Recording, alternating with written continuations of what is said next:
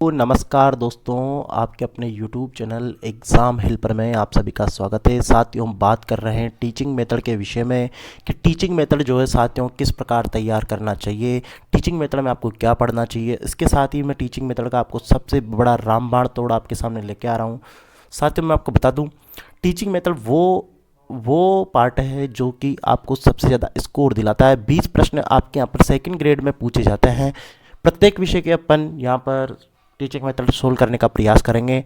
सबसे पहले ये बीड़ा हमने उठाया है साइंस विषय से, यानी कि विज्ञान विषय के जो साथियों यहाँ पर टीचिंग मेथड है साइंस विषय के, वो सभी प्रश्नों का हम पढ़ते हुए, समझते हुए, हल करते हुए, उनका पोस्टमार्टम करते हुए आगे बढ़ेंगे।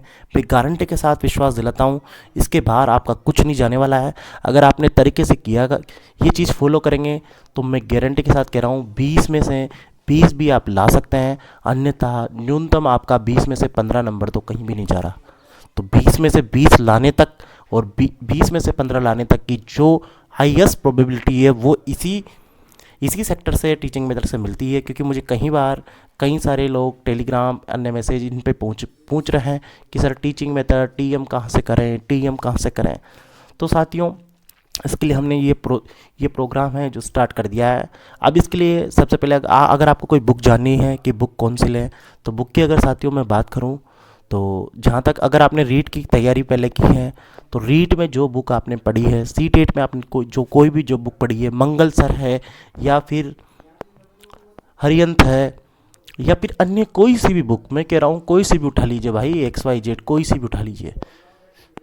आपको फैक्ट वहाँ से याद करना पड़ेगा, यानी कि फैक्ट एक बार आपको याद हो जाएगा। जो फैक्ट वाली बात है साथियों, फैक्ट आपको याद होना चाहिए।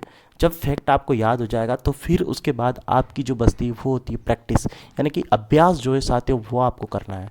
और अभ्यास के लिए सबसे बढ़िया जो चीज़ है वो है PYQ, यानी कि प्रीवियस ईयर क्वेश्चन है साथियों। पुराने प्रश्नों का एक संग्रह है, एक भंडारा है, जो कि आपको टीचिंग मेथड का एकदम रामबाण सॉल्यूशन आपको दिलाएगा। पूरे 20 प्रश्न आपके सामने आएंगे और मैं गारंटी के साथ कह रहा हूँ 20 में से 20 लाने की अगर आपने थोड़ा सा भी अवेयर होकर काम किया है तो 20 में से 20 आराम से आ जाएंगे भाई, कोई माथापड़ी नहीं है। तो साथियों, इस सीरीज में शुरू कर रहे हैं आज का हम पहला प्रश्न। ये जो पेपर है आज का, ये है साथियों आपका 2011-12 का। अगला जो वीडियो आएगा साथियों, उसमें टीचिंग मेथड का हम जो पेपर लेंगे वो इसके बाद वाली जो भर्तियाँ होगी उसका लेंगे। इसी प्रकार सभी भर्तियों के अपन पेपर्स को समझते हुए और अन्य जो मॉडल पेपर बनेंगे उनके भी अब सोल्व करते हुए आगे बढ़ेंगे। तो मैं कहता हूँ इस सीरीज को अगर आप फॉलो कर लेंगे तो इसके बाहर आपको कहीं जाने की आवश्यकता नहीं है। तो टीचिंग मेथड 2011-12 का ये प्रश्न आपकी स्क्रीन पर है। पहला प्रश्न साथियों यहाँ पर है। आपने समझ लिया होगा कि क्या पढ़ना है, अपन सोल्व करते हुए आगे बढ़ रहे हैं। अपने दोस्तों के साथ यूट्यूब चैनल को शेयर करना है, सब्सक्राइब करना है, ये कोई कहने की बात नहीं होती। उससे पहले मैं आपको बता दूं, निम्न में ये प्रश्न, ये जो सीरीज़ है उसके अलावा हमने एक और सीरीज़ जो साइंस की चला रखी है, वो पूरी PYQ की कंप्लीट सीरीज, जिसमें पूरे पुराने जो प्रश्न हैं साथ ही उनको हम सोल्व कर रहे हैं। उसके अलावा अगर आपको सिलेबस से संबंधित कोई दिक्कत है तो प्लेलिस्ट में आप देखिए, अलग से मैंने सिलेबस का पूरा पोस्टमार्टम करते हुए एक पूरा विभाजन बताया गया है रामबाण तोड़ सीरीज के नाम से। आप उसको ज़रूर देखें। सभी उसमें GK वाले पेपर का भी मैंने पूरा सॉल्यूशन बताया। तो साथियों, शुरू करते हैं आपका अपना ये वीडियो। कौन सा उदाहरण नागरिक वैज्ञानिक साक्षरता का परिचायक है। साथियों, यहाँ पर एक शब्द है वैज्ञानिक साक्षरता। अब प्रश्न ये है, वैज्ञानिक साक्षरता जो है, नागरिक वैज्ञानिक साक्षरता, या यानी कि ये क्या होती है, सबसे पहले आपको ये जान लेना चाहिए। इसका परिचय इन्होंने पूछ लिया तो 4 इन्होंने उदाहरण दिए हैं। निम्न में से कौन सी एक ऐसी बात है जो कि वैज्ञानिक साक्षरता को इंगित करती है। तो ऑप्शन में देखते हैं, एशिया में मृत्यु कम करना, शिशु मृत्यु कम करना, आणविक शक्ति और उसका समाज हित में उपयोग। और अगला जो ऑप्शन है यहाँ पर, सूक्ष्मदर्शी यंत्र से वैज्ञानिक आश्चर्य को पहचानना, सूक्ष्मदर्शी यंत्र की सहायता से प्रकृति के सौंदर्य जगत को पहचानना। तो साथियों, 2 ऑप्शन के पर बात करें 3 और 4 की, तो यहाँ पर है सूक्ष्मदर्शी और दूरदर्शी, यानी कि 2 यंत्र दिए हुए हैं और उनके आश्चर्य को, उनके सौंदर्य को पहचानने की बात कर रहे हैं। भाई साहब, वैज्ञानिक साक्षरता एक नैतिक पहलू है। ये बताती है कि प्रत्येक नागरिक वैज्ञानिक रूप से साक्षर होना चाहिए। अब वैज्ञानिक रूप से अगर वो साक्षर होगा तो उसका उपयोग कहाँ करेगा, उसका उपयोग करेगा वो समाज हित में। तो समाज हित में उपयोग करेगा तो इसकी सही आंसर क्या हो जाएगा, जो भी आणविक शक्ति है। आणविक शक्ति में क्या आता है, आपको ध्यान है, पावर प्लांट्स आते हैं, तो इन सब का जो साथियों है समाज हित में जो उपयोग होगा वो वैज्ञानिक साक्षरता है। ऐसा नहीं है आपने एटम बम बनाया और दूसरे की छाती पे जाके फोड़ दिया। तो साथियों समाज हित में इसका उपयोग हो, उसकी ऊर्जा के रूप में उसका उपयोग हो, तो ये है वैज्ञानिक साक्षरता। तो इसका सही आंसर हो जाएगा मेरे दोस्तों आंसर नंबर 2। अब ये चीज़ आपको पढ़ने से नहीं आएगी, ये चीज़ आपको सोल्व करने से आएगी। इसलिए मैं फिर से कह रहा हूँ, आप इस प्रैक्टिस सेट को ज्वाइन कर लीजिए। मैं गारंटी के साथ कह रहा हूँ, पूरे यूट्यूब पर हमारे अलावा किसी ने भी अभी तक ये सीरीज शुरू नहीं की है, और अगर किसी ने शुरू भी करी हो तो मैं गारंटी के साथ कह रहा हूँ इतने शानदार तरीके से, शॉर्ट और स्वीट तरीके से किसी ने एक्सप्लेन नहीं किया होगा। लेकिन फिर भी अपनी कहानी अपने मुंह से नहीं कहना चाहिए। मैं इतना ही कहूँगा, मेरी तो इतना विश्वास है कि अगर आपने कर लिया 20 में से 20 आने की पूरी पूरी प्रबल संभावना है, अगर आपने अवेयर होकर किया है तो। चलो ठीक है, अगले प्रश्न की ओर आगे बढ़ते हैं। निम्नलिखित में से कौन सा विषय इकाई योजना के लिए उपयुक्त है? अब साथियों यहाँ इन्होंने एक प्रश्न जो पूछा है, इसमें एक नाम दे दिया इकाई योजना, यानी कि यूनिट प्लान। लेसन प्लान अलग होता है, यूनिट प्लान अलग होता है। तो अपन को देखना है इकाई योजना के लिए उपयुक्त क्या है। अब इकाई ऑप्शन देखेंगे तो भाई साहब, शरीर के संस्थानों का अर्थ व अवधारणा, रक्त परिभ्रमण संस्थान, मानव शरीर के विभिन्न संस्थान, रक्त और श्वसन संस्थान। आप देख लीजिए, रक्त और श्वसन संस्थान दो मानव शरीर के पार्ट है, दो मानव शरीर के तंत्र है, बिल्कुल सही बात है। तो साथ में ये एक इकाई नहीं हो सकती, ये लेसन हो सकता है, तो इसको तो हटा दीजिए। रक्त परिभ्रमण यानी कि ब्लड सर्कुलेशन संस्थान जो है, ये भी एक चैप्टर हो सकता है, यानी कि लेसन हो सकता है, ये भी यूनिट प्लान का हिस्सा नहीं हो सकता। तो यूनिट प्लान ये नहीं होगा, तो इसको भी हमने हटा दिया है। ठीक है सर। शरीर के संस्थानों का अर्थ व अवधारणा, और एक है मानव शरीर के विभिन्न संस्थान। तो आपको पता है मानव शरीर में कई सारे विभिन्न प्रकार के यहाँ पर सिस्टम चलते हैं, अलग अलग सिस्टम, जैसे ब्लड सर्कुलेशन है, श्वसन है, पाचन है, नर्वस सिस्टम है। इन सब ये जितने भी तंत्र हैं, जितने भी संस्थान हैं, उनकी अलग अलग अवधारणाएं, अलग अलग अर्थ है। तो साथियों इसके लिए जो सही उपयुक्त होगा वो होगा मानव शरीर के विभिन्न संस्थान, जिसमें सभी आ गए। तो इसका सही आंसर, मोस्ट प्रोबेबल जो इसका आंसर जाएगा साथियों, एप्रोप्रिएट जो आंसर रहेगा वो रहेगा मेरे दोस्तों यहाँ पर आंसर नंबर 3, यानी कि मानव शरीर के विभिन्न संस्थान। तो साथियों अगले प्रश्न की ओर बढ़ते हैं।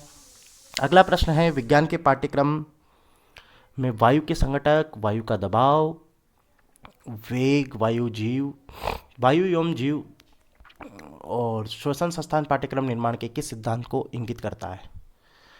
ठीक है साथियों, समाकलन का सिद्धांत, लचीलेपन का सिद्धांत, उपयोगिता का सिद्धांत, सहसंबंध का सिद्धांत। तो मेरे दोस्तों आरपीएससी 2011 में ये प्रश्न, 2011-12 वाली भर्ती में ये प्रश्न पूछा गया था, लेकिन ये प्रश्न आरपीएससी ने कर दिया था डिलीट। अब डिलीट क्यों किया था? क्योंकि वायु के संघटक हैं, वायु का दबाव, वेग है, वायु तथा जीव और श्वसन। तो साथियों यहाँ पर समाकलन भी हो रहा है और सहसंबंध भी आपस में बताया जा रहा है। श्वसन का सहसंबंध वायु से है और वायु का संबंध दबाव और वेग से है, यानी कि थोड़ी सी फिजिक्स भी आ गई है। और तो यहाँ कुल मिला के सहसंबंध भी है, समाकलन भी है, एक पूरा समाकलन हो रहा है और आपस में सहसंबंध आपस में जुड़ा हो रहा है। तो दोनों ऑप्शन इसके लिए सही होने चाहिए थे, अतः ये प्रश्न हो गया था डिलीट। अब आगे की ओर बढ़ते हैं। अगला प्रश्न है साथियों यहाँ पर वो है, तो साथियों ये जो प्रश्न आप देख रहे हैं 134वें नंबर का, संक्रामक रोगों से बचाव, संतुलित भोजन, अशुद्ध जल को शुद्ध करने की विधियों से संबंधित विषय वस्तु को शामिल करना पाठ्यक्रम को प्रभावित करने वाले तत्वों का अच्छा संकेतक है। अब साथियों ये जो प्रश्न है ये आप कहीं पे भी पढ़ दीजिए, बार बार आप लाइन पढ़ेंगे, ये इसमें होता है, इसमें होता है, तो ये प्रश्न सोल्व नहीं होगा। इन प्रश्नों को समझने के लिए, इनमें नंबर पाने के लिए एक ही इनका तरीका है, अधिक से अधिक प्रश्नों का आप अभ्यास करें। तो इसका अपन ऑप्शन देखते हैं कि किसका संकेतक है। ये जो इन्होंने उदाहरण दिए हैं उससे पहले मैंने इनको अंडरमार्क कर दिया है। रोगों से बचाव, संतुलित भोजन और जल को शुद्ध करने की विधियाँ किस विषय वस्तु को शामिल कर पाठ्यक्रम को प्रभावित करती है? वातावरण केंद्रितता, दैनिक जीवन की आवश्यकता, बालकों की रुचि और मानसिक स्तर, क्रियाशीलता और मनोरंजन।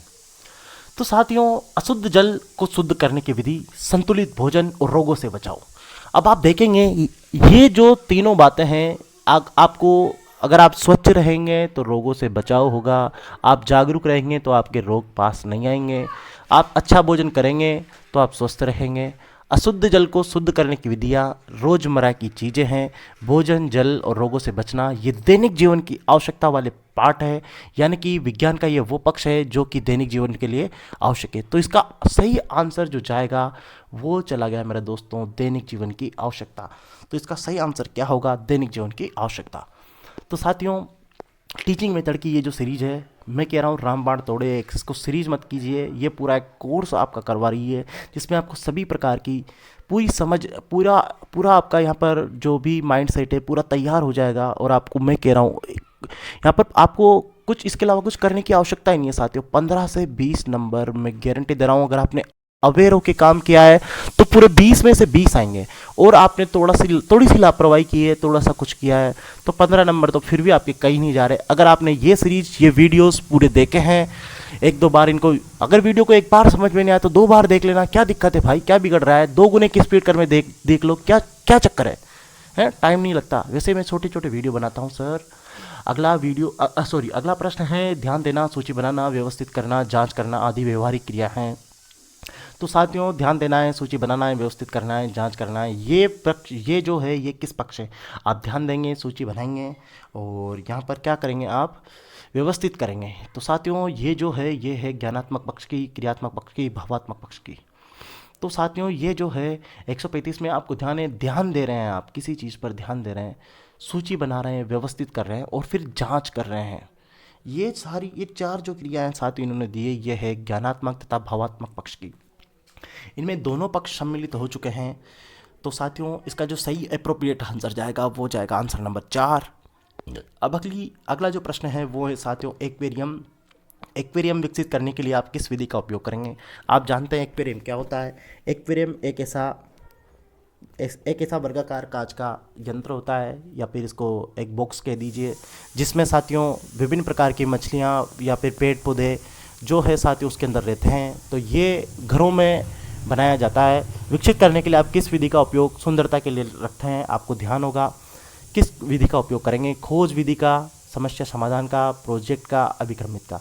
तो साथियों, एक्वेरियम अगर अपन को विकसित करना है तो इसके लिए अपन को खोज तो करनी नहीं पड़ेगी, समस्या है नहीं जो उसका समाधान करेंगे, अभिक्रमित विधि यहाँ पर है ही नहीं, तो यहाँ पर बचा क्या? इसके लिए प्रोजेक्ट बना देंगे भाई, तो प्रोजेक्ट विधि हो जाएगी। तो प्रोजेक्ट मेथड इसके लिए काम मिलेंगे। कमेंट बॉक्स में ये जरूर बताएं प्रोजेक्ट विधि किस वैज्ञानिक ने दी थी, क्योंकि प्रोजेक्ट विधि में से हर बार प्रश्न बनता है। तो ये बात आप फैक्चुअल है जो कि आपको बुक से पढ़नी पड़ेगी। तो साथियों, कमेंट करके आपको वो प्रश्न का आंसर जरूर देना है। कौन सी शिक्षण विधि का प्राथमिक उद्देश्य सीखने की विधि का प्रशिक्षण, ट्रेनिंग इन मेथड, न कि ज्ञानार्जन करना। तो साथियों, ऐसी कौन सी शिक्षण विधि है जिसका प्राथमिक उद्देश्य सिर्फ और सिर्फ सीखने की विधि का प्रशिक्षण है, यानी कि ट्रेनिंग है, न कि ज्ञान अर्जन है। सिर्फ आपको ट्रेनिंग देखनी है भाई साहब। ट्रेनिंग किस में आती है? तो यहाँ पर ह्यूरिस्टिक विधि है, समस्या समाधान है, प्रोजेक्ट विधि है और प्रदर्शन विधि है। भाई साहब, आप ऐसी कोई सी विधि मेरे को तो लग नहीं रही जिसमें इन चारों ऑप्शन में से जो सिर्फ आपको ट्रेनिंग दे। भाई साहब, अगर आपको ये ट्रेनिंग देंगे, आप किसी खोज विधि की ट्रेनिंग लेंगे तो ये ज्ञान भी देगा, तो दोनों का, इसलिए ये भी नहीं है, ये भी नहीं है, ये भी नहीं है। तो ये चारों ऑप्शन यहाँ पर मैच नहीं हो रहे, अतः ये भी प्रश्न आरपीएससी ने कर दिया था डिलीट। तो साथियों, 137वें नंबर का प्रश्न है, इसमें आरपीएससी ने कोई भी आंसर नहीं बताया, तो ये प्रश्न हो गया था डिलीट। तो ऐसी जो समझ आते हैं वो आपको प्रश्न को देखने से बढ़ती है। इसलिए मैं आपको बार बार कह रहा हूँ, आप इस सीरीज से जुड़े, अपने दोस्तों के साथ शेयर करें और अधिक से अधिक लोगों को अपने साथ, अपने चैनल के साथ जोड़ें। प्रकृति के अध्ययन के लिए मैं दावा करता हूँ साथियों, जब आपकी भर्ती आएगी, जब आपका एग्ज़ाम होगा, तब तक मैं आपके साथ बना रहूँगा और आपके सिलेक्शन में मुझसे जो बन पाएगा मैं करने का प्रयास करूँगा। प्रकृति के अध्ययन के लिए, भ्रमण के लिए विद्यार्थियों को कहाँ लेकर जाएंगे? परमाणु संयंत्र, प्लांट, प्लांटोरियम, पेयजल प्लांट, सिनेमा हॉल। अब ये सब चीज़ें हैं, भ्रमण के लिए हैं, बिल्कुल सही बात है, लेकिन अपन को करना है भाई साहब प्रकृति का अध्ययन। अब प्रकृति का अध्ययन अपन परमाणु संयंत्र पे तो करेंगे नहीं, ये एक वैज्ञानिक अध्ययन हो जाएगा। पेयजल प्लांट ये भी भाई साहब मैन मेड है, सिनेमा हॉल ये भी मैन मेड है, लेकिन प्लेनेटोरियम जो साथियों है, जहाँ पर आपको पता है प्लेनेटोरियम एक ऐसी संस्थान, ऐसी जगह होती है जो कि अभी कोटा में बनी है, कोटा के विद्यार्थियों के लिए बनी है। पूरा एक प्रकार का, पूरी जो प्रकृति है, पूरा जो अंतरिक्ष विज्ञान है वो वहाँ पर दिखाया जाता है। तो ये एक प्रकृति के अध्ययन के लिए पूरी आकाशगंगा है, पृथ्वी, तारे वारे सब वहाँ पर, सबका दर्शन आपको हो जाएगा, दर्शन लाभ मिलेगा। तो इसका सही आंसर क्या हो जाएगा मेरे दोस्तों? प्लेनेटोरियम, यानी कि आंसर नंबर 2। अब चलते हैं अगले प्रश्न की ओर। अगला प्रश्न है यहाँ पर, इकाई परख का निर्माण करते समय किस उद्देश्य को अंक भार नहीं दिया जाता? तो साथियों, इकाई परख यानी कि वही फिर से प्रश्न आ गया यूनिट प्लान से। यूनिट प्लान का निर्माण करते समय किस उद्देश्य को अंक भार नहीं दिया जाता? यानी कि 4 है, ये 4 ऑप्शन है जिनमें से 3 को तो आप अंक भार देंगे, 3 बहुत महत्वपूर्ण हो जाएंगे। ज्ञान और बोध कौशल तीनों को ही दिया जाता है भाई, ये तो पढ़ा पढ़ाई बात है जो कि बीएड में आपने हमेशा सुनी होगी। अभिवृत्ति को नहीं दिया जाता। तो इसका सही आंसर क्या हो जाएगा 139 का आंसर नंबर 3। तो आंसर हो जाएगा इसका 3 और तीनों को दिया जाता है या पूछा है नहीं दिया जाता। नहीं यहाँ पर इसने प्रयोग किया है, नहीं नहीं का ध्यान रखना है भाई साथियों। अगला प्रश्न है साथियों मेरे दोस्तों, निबंधात्मक परीक्षा के बारे में सत्य नहीं है। निबंधात्मक परीक्षा के बारे में सत्य नहीं है, फिर से नहीं पूछ लिया है।